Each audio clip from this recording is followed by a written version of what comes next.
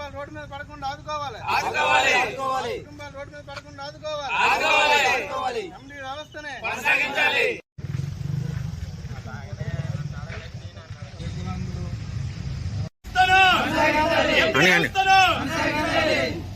ప్రభుత్వం మా గురించి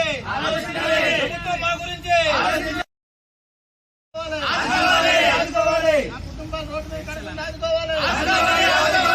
కుటుంబాలు రోడ్డు